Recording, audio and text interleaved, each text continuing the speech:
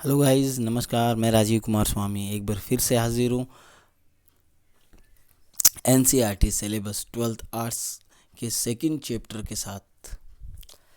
तो आज अपन ने पिछले वीडियो में अपन ने देखा था, अपन ने बात की थी जनसंख्या वितरण और जनसंख्या घनत्व के बारे में कि जनसंख्या घनत्व है वो क्या होता है और जनसंख्या वितरण है वो क्या होता है। इसके अलावा अगर अपन बात करें और उसको प्रभावित करने वाले कारक, तो इन सभी के बारे में हमने विस्तार से जो है चर्चा की थी। इस वीडियो में अपन चर्चा करेंगे जनसंख्या वृद्धि पर कि जनसंख्या वृद्धि है वो क्या होती है, क्योंकि जनसंख्या वृद्धि है वो भी एक महत्वपूर्ण घटक है जनसंख्या अध्ययन का। ठीक है, तो ये भी आपका मोस्ट हो जाता है काफ़ी ज़्यादा। तो इसको आइए अपन समझते हैं कि जनसंख्या वृद्धि है वो क्या होती है। तो जनसंख्या वृद्धि है अथवा जनसंख्या में परिवर्तन का अभिप्राय किसी क्षेत्र में समय की निश्चित अवधि के दौरान बसे हुए लोगों की संख्या में जो परिवर्तन होता है वह परिवर्तन जो है क्या कहलाता है, जनसंख्या वृद्धि कहलाता है। अब ये जनसंख्या वृद्धि है वो धनात्मक भी हो सकती है और ऋणात्मक भी हो सकती है, यानी जनसंख्या वृद्धि है वो धनात्मक और ऋणात्मक प्लस और माइनस दोनों हो सकती है।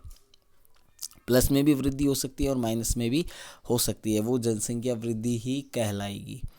ठीक है, तो मोस्टली क्या हो गया कि जनसंख्या वृद्धि क्या होगी, तो जनसंख्या वृद्धि क्या होती है, एक निश्चित स्थान पर दो समय अंतरालों के बीच होने वाला जनसंख्या में परिवर्तन ही जनसंख्या वृद्धि कहलाता है।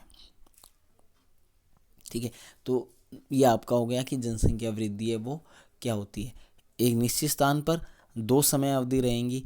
ठीक है, और उन दो समय अवधि के बीच जो जनसंख्या में परिवर्तन होता है वो जनसंख्या वृद्धि कहलाता है। जैसे मान लो एग्जांपल अपन लेते हैं कि 2001 भारत की जनगणना का लेते हैं कि 2001 की जनगणना और 2011 की जनगणना। तो यहाँ पर अब देखिए, भारत एक निश्चित क्षेत्र हो गया, दो समय अंतराल कौन से हो गए, 2001 और 2011। अब 2001 और 2011 क्यों लिया, वो इसलिए लिया क्योंकि 2001 और 2011 जो हैं ये दोनों जनगणना वर्ष हैं। ठीक है, 2001 की अगर अपन बात करें तो भारत की पॉपुलेशन थी वो थी 102 करोड़। ठीक है, और 2011 में भारत की पॉपुलेशन थी 121 करोड़। ठीक है, तो यहाँ पर क्या हुआ, परिवर्तन हुआ कि नहीं हुआ, 102 से 121 करोड़ पहुँच गई। तो दो समय अंतरालों के बीच ये परिवर्तन हुआ, तो यही जनसंख्या वृद्धि कहलाती है। अब भारत की जनसंख्या बढ़ी है तो इसलिए जो जनसंख्या वृद्धि है वो धनात्मक हो गई। अगर यहाँ भारत की जनसंख्या 102 करोड़ से कम हो जाती तो जो वृद्धि है वो कैसी होती, ऋणात्मक होती। तो आइए जानते हैं जनसंख्या भूगोल की कुछ आधारभूत जो संकल्पनाएं हैं उनके बारे में। ठीक है, और इसके अलावा मैं आपको बताऊं कि निरपेक्ष संख्या अथवा जो प्रतिशत के रूप में जो इसको व्यक्त किया जा सकता है, यानी संख्या और प्रतिशत दोनों में इसको व्यक्त किया जा सकता है जनसंख्या वृद्धि को। जनसंख्या में परिवर्तन किसी क्षेत्र की आर्थिक प्रगति, सामाजिक उत्थान, ऐतिहासिक और सांस्कृतिक भूपृष्ठ जो भूमि होती है उसका एक महत्वपूर्ण सूचक होता है। ठीक है, तो अब यहाँ पर अपन बात करते हैं, कुछ संकल्पनाएं दी हुई हैं जनसंख्या भूगोल की, तो उनके बारे में। तो सबसे पहले जनसंख्या वृद्धि। तो जनसंख्या वृद्धि में देखो, समय के दो अंतरालों के बीच एक विशेष क्षेत्र विशेष में होने वाली जनसंख्या के परिवर्तन को जनसंख्या वृद्धि कहा जाता है। जैसा कि मैंने आपको पहले बताया था वही चीज़ है। ठीक है, इसमें थोड़ा सा चेंज कर दिया है, चेंज ये कर दिया है कि इसमें समय अंतराल पहले और निश्चित क्षेत्र है वो बाद में। ठीक है, तो इससे कोई फ़र्क नहीं पड़ता है। ठीक है, आप इसको ज़रूरी नहीं है कि आप जो इसमें लिखा हुआ है आप उसको वैसे ही बोलो या वैसे ही लिखो। ठीक है, आप इसको जो है ये बोल सकते हो, किसी एक निश्चित क्षेत्र में दो समय अंतरालों के बीच होने वाला जनसंख्या में परिवर्तन ही जनसंख्या वृद्धि कहलाता है। आप ऐसे भी इसको जो है याद कर सकते हो और लिख सकते हो एग्ज़ाम में, किसी प्रकार से इससे जो है आपके नंबर नहीं काटे जाएंगे। ठीक है, अब अपन उदाहरण के लिए हम बात करें, यदि हम भारत की 2001 की जनगणना जो कितनी थी 102.70 करोड़, वहीं 2011 की जनसंख्या है वो 121.02 करोड़ थी। ठीक है, तो इससे हमें घटाना है। ठीक है, तो अपन जब घटाएंगे तो हमें जो जनसंख्या वृद्धि है वो 18.15 करोड़ जो है वो जो है प्राप्त होगी, जो वास्तविक संख्या का पता चलेगा, यानी 18.15 करोड़ जनसंख्या जो है वो बड़ी है भारत की। ठीक है, तो ये वास्तविक संख्या है। अब इसकी बात करते हैं जनसंख्या वृद्धि की दर। तो ये जो जनसंख्या में जो परिवर्तन है जो प्रतिशत में व्यक्त किया जाता है। अब याद रखना है जनसंख्या वृद्धि संख्या में होगी और जनसंख्या वृद्धि दर है वो हमेशा प्रतिशत में व्यक्त की जाएगी। जनसंख्या की प्राकृतिक वृद्धि, तो प्राकृतिक वृद्धि की बात करें तो किसी क्षेत्र विशेष में जो 2 समय अंतराल होते हैं उनमें जन्म और मृत्यु के अंतर से बढ़ने वाली संख्या को उस क्षेत्र की प्राकृतिक वृद्धि कहते हैं। प्राकृतिक वृद्धि है बराबर है जन्म और मृत्यु। तो कहने का मतलब क्या है कि किसी क्षेत्र विशेष में 2 समय अंतरालों के बीच, ठीक है, जो जन्म हुए हैं और जिनकी मृत्यु हुई है उनकी संख्या को काउंट करके उनमें से जो है घटाकर जो हमें प्राप्त होता है वो हमारी क्या कहलाती है, प्राकृतिक वृद्धि कहलाती है। ठीक है, यहाँ पर देखिए एक चीज़ रहेगी, एक चीज़ आपको नोटिस करना है कि यहाँ पर सिर्फ जन्म दिया है। जन्म यानी जन्म का मतलब क्या हो गया, देखो जन्म का मतलब है जो मतलब कितने पैदा हुए हैं, सिर्फ उससे मतलब है। ठीक है, यानी कितनी डिलीवरी हुई है वो यहाँ पर मायने रखती है। ठीक है, और कितने मरे इससे कोई फ़र्क नहीं पड़ता। जैसे मान लो 1000 बच्चे पैदा हुए, ठीक है, तो यहाँ पर 1000 काउंट होंगे किसमें, जन्म में। ठीक है, और मृत्यु भी यहाँ पर जो है काउंट होगी और जो जन्म है उससे मृत्यु को घटा दिया जाएगा और उसके बाद में जो भी हमारे पास बचेगा वो प्राकृतिक जनसंख्या वृद्धि कहलाएगी। दूसरा अपन बात करें जो जनसंख्या की वास्तविक वृद्धि है वह ये तब होती है जब वास्तविक वृद्धि जन्म माइनस मृत्यु प्लस प्रवास माइनस उत्प्रवास। ठीक है, तो यहाँ पर जो है आपको क्या है कि जो वास्तविक अपन वृद्धि ज्ञात करेंगे तो उसमें देखिए यहाँ पर देखो कुछ चीज़ें आपको यहाँ शो नहीं कर रही है तो मैं आपको यहाँ बता देता हूँ। देखिए यहाँ की अगर अपन बात करें, यहाँ की अगर अपन बात करें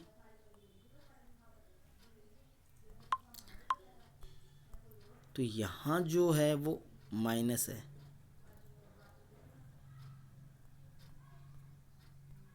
ठीक है, तो यहाँ पर आपका क्या है, माइनस है ये वाले क्षेत्र पर, तो यहाँ माइनस है।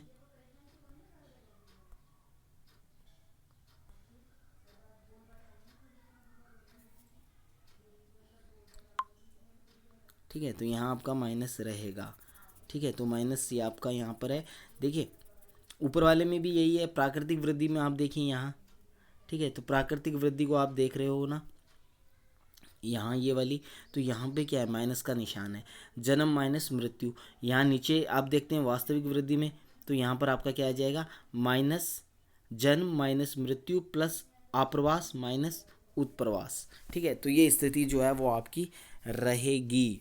ठीक है, जन्म जो है उससे मृत्यु माइनस हो जाएगी, फिर जो हमारे पास बचेगा उसमें आवास जो है वो प्लस कर दिया जाएगा, और फिर जो हमारे पास जन्म और आवास को मिलाकर जो हमें प्राप्त हुआ, देखो जैसे एग्जाम्पल अपन देखते हैं वास्तविक वृद्धि का जो है एग्जाम्पल आप देखो, तो इसमें क्या है, जैसे मान लो 100 बच्चे 1000 बच्चे पैदा हुए यानी जन्म हुआ, मरे कितने, जैसे मान लो 300 मर गए, तो बच्चे कितने 700 प्लस 200 का प्रवास हुआ। ठीक है, तो ये कितने हो गए 900 हो गए ना। अब उत्प्रवास यानी छोड़कर कितने गए, जैसे मान लो 50 लोग छोड़ के गए, तो वास्तविक वृद्धि है वो कितनी हो गई 850 जो है वो आपकी क्या कहलाएगी, वास्तविक वृद्धि है वो कहलाएगी। इसके बाद में जनसंख्या की जो है धनात्मक वृद्धि ये तब होती है जब 2 समय अंतरालों के बीच जन्म दर मृत्यु दर से अधिक हो या जब अन्य देशों से लोग स्थायी रूप से उस देश में प्रवास कर जाएं। तो जनसंख्या का जो धनात्मक वृद्धि है वो कब होती है, ये 2 कंडीशंस में होती है। पहली कंडीशन यहाँ लागू होती है कि जन्म दर जो होती है ना वो मृत्यु दर से अधिक हो। कहने का मतलब है कि मतलब जन्म ज़्यादा हो रहे हैं और मृत्यु कम हो रही है, तो इस कंडीशन में धनात्मक वृद्धि होगी। जैसे मान लो एग्जांपल के लिए कि एक साल का अपन लेते हैं कि एक साल में 10 लाख बच्चों का जन्म हुआ और मृत्यु हुई सिर्फ 5000 की, तो क्या हुआ, 9,95,000 जो है उसकी वृद्धि हो गई तो वो धनात्मक। दूसरा कंडीशंस होती है कि कई बार क्या होता है कि बाहरी देशों से लोग आकर स्थायी रूप से उस देश में बस जाते हैं, ठीक है, तो उससे भी जो है धनात्मक वृद्धि हो जाती है, ठीक है। जैसे मान लो कोई देश है जिसकी मृत्यु दर और जन्म दर लगभग बराबर है, जैसे मान लो 1 साल के अंदर 1,000 बच्चे पैदा हुए, ठीक है, और 1,000 ही मरे, तो यहाँ जनसंख्या क्या हो गई, स्थिर हो गई। लेकिन प्रवास कितने का हुआ, 2,000 का हो गया, यानी 2,000 लोग बाहर से आकर यहाँ रहने लग गए, तो आप्रवास प्लस क्या होगा, जन्म दर माइनस मृत्यु दर, ठीक है। तो ऐसे में क्या हुआ, जनसंख्या बढ़ी कि नहीं बढ़ी, बढ़ी ना, तो ये भी आपका क्या कहलाएगा, धनात्मक वृद्धि कहलाएगी। अब अपन बात करते हैं ऋणात्मक वृद्धि की। तो ऋणात्मक वृद्धि जो है जनसंख्या की ऋणात्मक वृद्धि, यदि 2 समय अंतरालों के बीच जनसंख्या कम हो जाए तो उससे जनसंख्या की ऋणात्मक वृद्धि कहते हैं। ये तब होता है जब जन्म दर मृत्यु दर से कम हो जाए अथवा लोग अन्य देशों में प्रवास कर जाएं। तो इसकी भी 2 ही कंडीशन है, और जो कंडीशंस हैं वो उससे उल्टी हैं, किससे, धनात्मक से। देखो वहाँ पर जन्म दर अधिक थी और मृत्यु दर कम, यहाँ पर क्या है, मृत्यु दर अधिक है और जन्म दर कम है, ठीक है। और दूसरा, प्रवास की वजह से भी लोग जो है, देखो उस धनात्मक में क्या हो रहा था, आप्रवास हो रहा था, और ऋणात्मक में क्या होगा, उत्प्रवास होगा, ठीक है। और विश्व में ऐसे कई देश हैं, इसमें आप जो है रूस का उदाहरण भी दे सकते हो। रूस जो है उसकी जो जनसंख्या वृद्धि है वो ऋणात्मक है, ठीक है, यानी जनसंख्या जो रूस की जनसंख्या वृद्धि है वो कैसी है, ऋणात्मक है, या ठीक है, क्योंकि रूस में जो है पॉपुलेशन घट रही है, ठीक है। और ऐसा और भी आपको ऐसे उदाहरण मिल जाएंगे, लगभग यूरोपियन देश जो हैं वो सारे लगभग इसी कतार में हैं, ठीक है। तो आया कि नहीं आया समझ में कि ऋणात्मक वृद्धि क्या होती है। अब अपन बात करते हैं जनसंख्या के परिवर्तन के जो घटक हैं वो कौन से होते हैं। तो जनसंख्या जो परिवर्तन होते हैं उसके 3 घटक होते हैं, ठीक है। पहला होता है आपका जन्म, मृत्यु और प्रवास, ठीक है। तो कितना होते हैं, 3 होते हैं। जन्म, मृत्यु और प्रवास जो हैं वो जनसंख्या परिवर्तन को प्रभावित करते हैं। भाई जन्म दर ज़्यादा हो जाएगी तो क्या होगा, जनसंख्या में परिवर्तन होगा और धनात्मक परिवर्तन होगा। अगर मृत्यु दर ज़्यादा हो जाती है तो इस कंडीशन में भी क्या होता है, परिवर्तन होता है, लेकिन होता है ऋणात्मक। प्रवास की अगर अपन बात करें तो प्रवास 2 प्रकार का होता है, आप्रवास और उत्प्रवास। तो आप्रवास जब होगा तो जनसंख्या बढ़ जाएगी, और अगर उत्प्रवास होगा तो जनसंख्या घट जाएगी, ठीक है। तो ये तीनों ही क्या करते हैं, जनसंख्या परिवर्तन जो है उसको प्रभावित करते हैं। अब यहाँ पर अपन देखते हैं इसमें अशोधित जन्म दर CBR। तो अशोधित जो जन्म दर होता है उसको CBR कहते हैं, और ये होता क्या है उसके बारे में अगर अपन बात करें तो प्रति 1,000 स्त्रियों द्वारा जन्म दिए जीवित बच्चों के रूप में व्यक्त किया जाता है। इसकी गणना इस प्रकार की जाती है। तो इसमें क्या होता है कि प्रति 1,000 जो स्त्रियां होती हैं उनके द्वारा जीवित बच्चों के रूप में व्यक्त किया जाता है, ठीक है। जो जन्म देती हैं वो बच्चे जीवित होने चाहिए, ठीक है। तो उसको अशोधित जन्म दर कहा जाता है, CBR, ठीक है। इसका सूत्र जो है, अशोधित जन्म दर बराबर किसी वर्ष विशेष में जीवित जन्म बटा किसी क्षेत्र विशेष में उस वर्ष के मध्य जनसंख्या गुणा 1,000। तो इसको ज्ञात करने के लिए क्या होगा कि एक वर्ष, पूरे वर्ष में जो है कितने जीवित बच्चे पैदा हुए बटा किसी क्षेत्र विशेष में वर्ष के मध्य की, और उस जहाँ के अपन निकाल रहे हैं उस वर्ष जो है, जो भी वर्ष रहेगा उस वर्ष के बीच के में यानी मध्य में जो जनसंख्या थी वो कितनी थी, ठीक है। उसका इसमें भाग दिया जाएगा और उसके बाद में गुणा किया जाएगा, और जो उसके बाद हमें प्राप्त होगा वो क्या कहलाएगी, अशोधित जन्म दर कहलाएगी।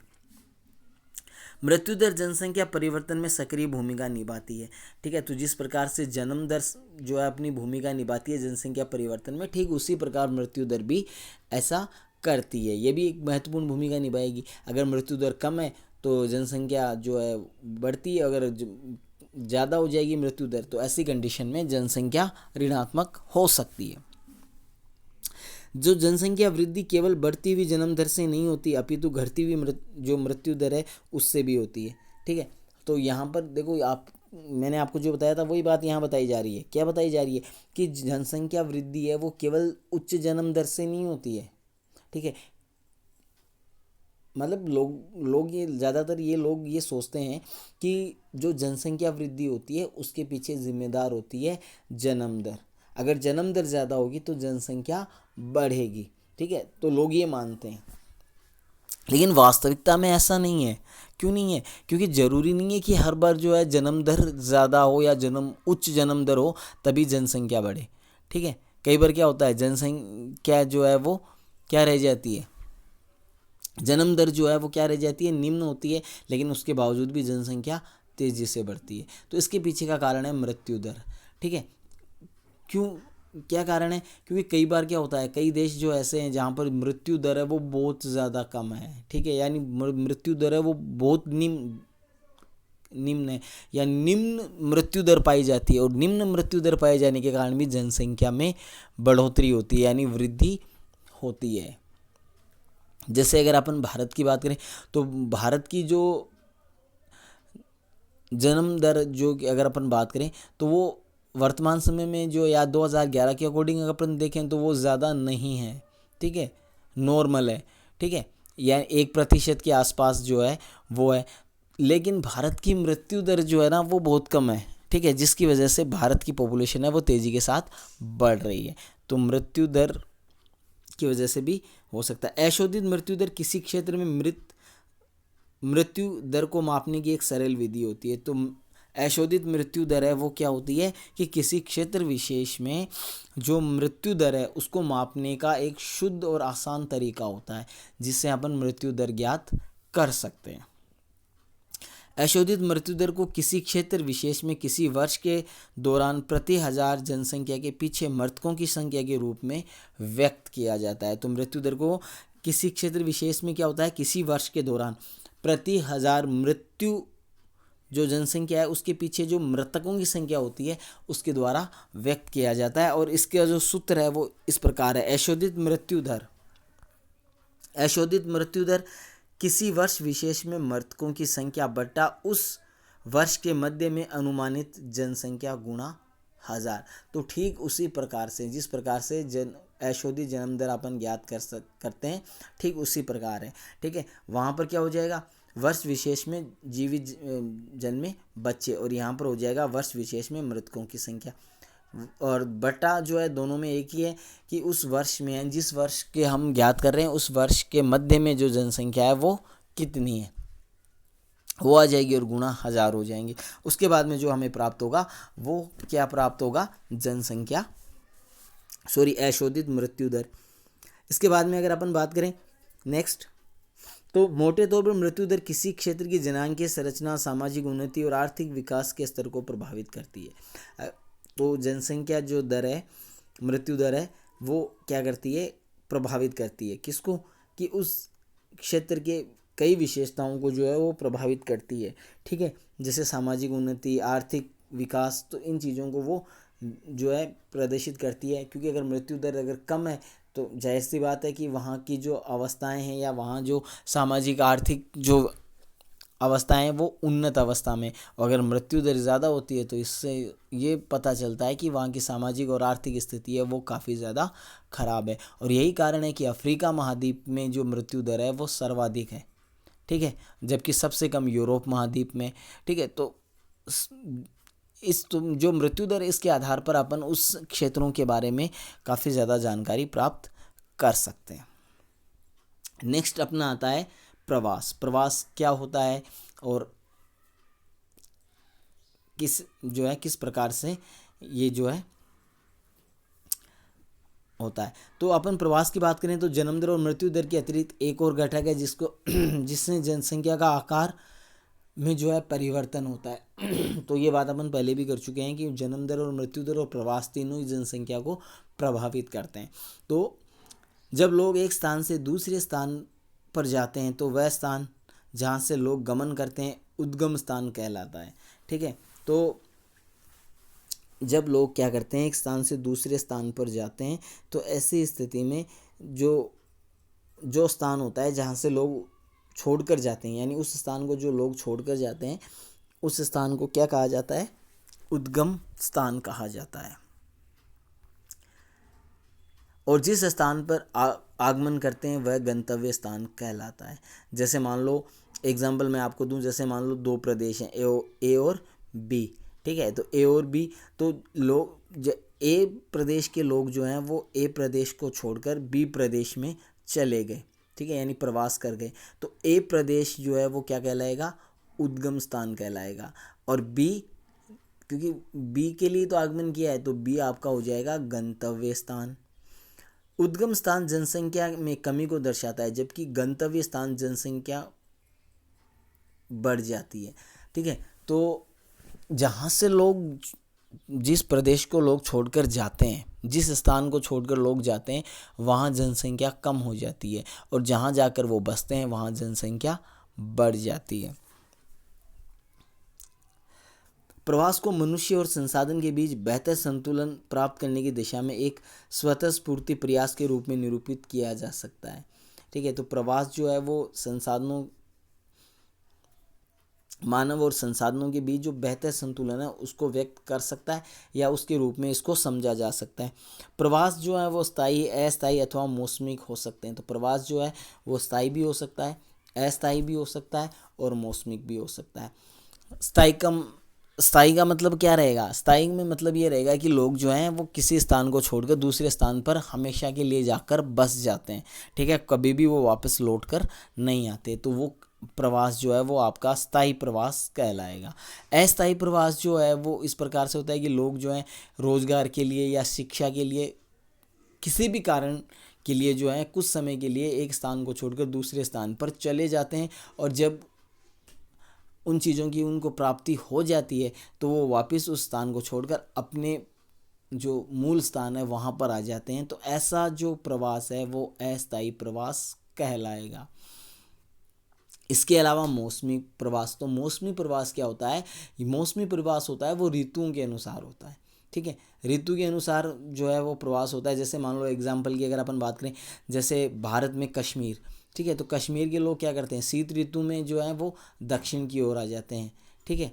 क्योंकि दक्षिण की बात करें तो कश्मीर की तुलना में जो और राज्य हैं उनका तापमान जो है उस समय अधिक रहता है, ठीक है। तो ऐसे में वो लोग जो हैं सर्दियों के अंदर जो भारत का दक्षिणी भाग है उधर आ जाते हैं, या कहने का मतलब है कश्मीर छोड़कर दूसरे राज्यों में आ जाते हैं, ठीक है। और जैसे शीत ऋतु खत्म हुई वो वापस कहाँ चले जाते हैं, अपने राज्य चले जाते हैं या अपने स्थान पर चले जाते हैं। तो ऐसा जो प्रवास होता है वो मौसमिक प्रवास कहलाता है, यानी ऋतु के अनुसार जो होने वाला प्रवास है, ठीक है, वो मौसमिक प्रवास जो है आपका कहलाएगा।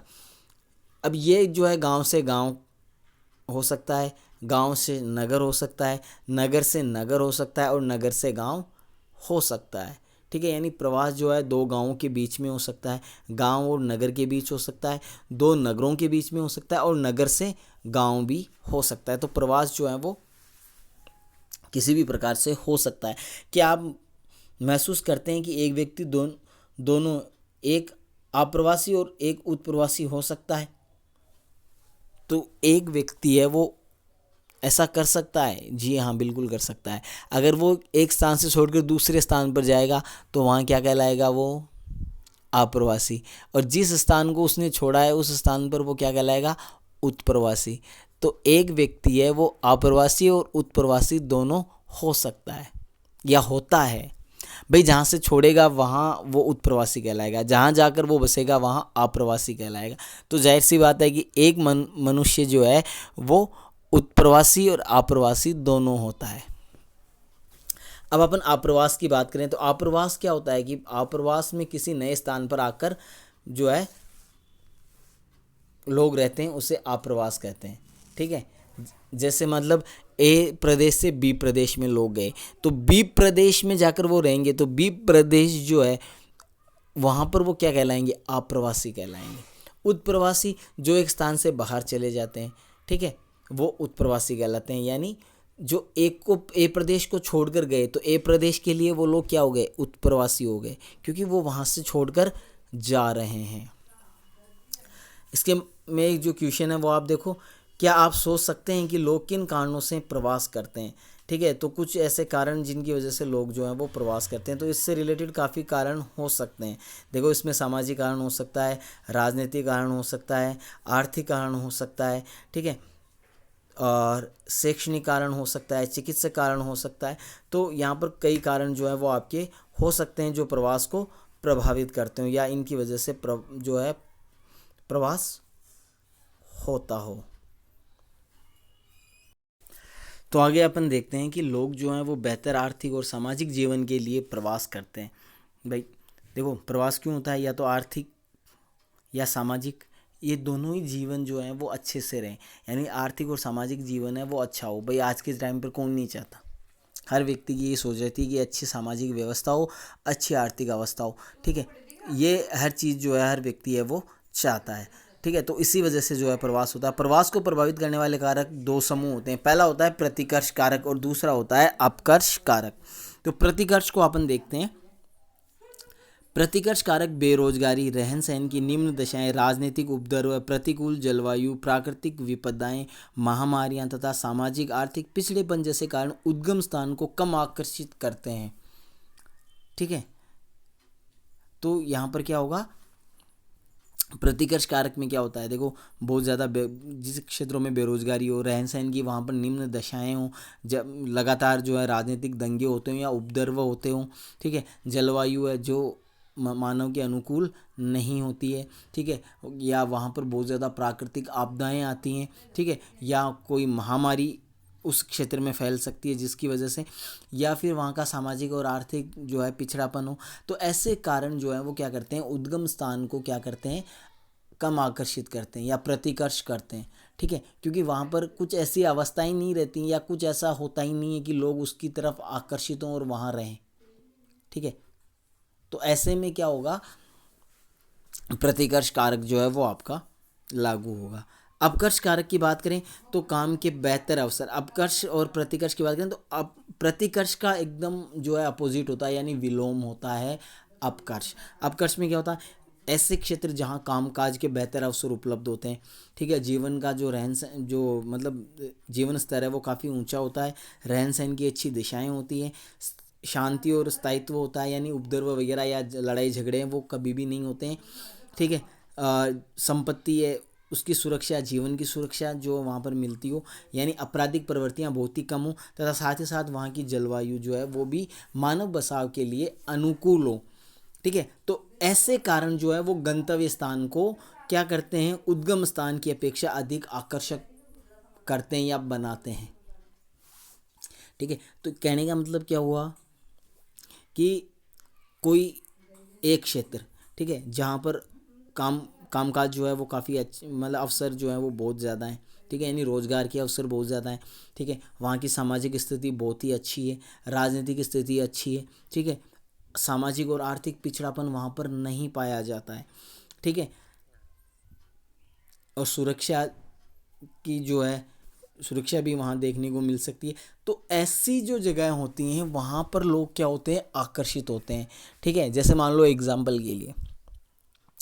की अगर अपन बात करें तो जैसे अपन बात करें जी, जैसे मान लो राजस्थान और महाराष्ट्र के अगर अपन एग्जाम्पल लेते हैं तो राजस्थान की तुलना में महाराष्ट्र जो है वो ज़्यादा अपकर्ष कर रहा है। क्यों कर रहा है, क्योंकि वहाँ रोज़गार के अवसर ज़्यादा हैं, क्योंकि वहाँ पर इंडस्ट्रीज़ एरिया है, ठीक है, यानी औद्योगिक इकाइयाँ बहुत ज़्यादा हैं, इसलिए रोज़गार के अवसर जो है वहाँ पर ज़्यादा उपलब्ध होते हैं। साथ ही साथ वहाँ की जो जलवायु है वो भी कैसी है, अनुकूल है, समुद्री जलवायु है। तो इस वजह से क्या होता है कि महाराष्ट्र की तरफ जो लोग हैं वो ज़्यादा आकर्षित होते हैं, ठीक है। तो ये ही आपका क्या कहलाएगा, अपकर्ष कारक कहलाएगा। अब इसमें देखो कुछ चीज़ें हैं जो आपको याद रखनी है कि विगत 500 वर्षों में मानव जनसंख्या है वह 10 गुना से अधिक बढ़ी है। तो पिछले 500 वर्षों की बात करें तो जो पॉपुलेशन है विश्व की वो 10 गुना बढ़ी है, वहीं अकेले 20वीं शताब्दी में जनसंख्या है वो 4 गुना बढ़ी है। तो केवल और केवल 20वीं जो शताब्दी है उसके अंदर 4 गुना पॉपुलेशन बढ़ी है। प्रतिवर्ष लगभग 8 करोड़ लोग पहले की जनसंख्या में जुड़ते जाते हैं। तो प्रतिवर्ष जो है 8 करोड़ लोग जो हैं वो क्या होते जा रहे हैं, जनसंख्या में जुड़ते जा रहे हैं। तो ये चीज़ें जो हैं वो आपकी रहेंगी इस वीडियो में। बस इतना ही, नेक्स्ट वीडियो में फिर से मुलाकात होगी। तब तक के लिए नमस्कार, धन्यवाद।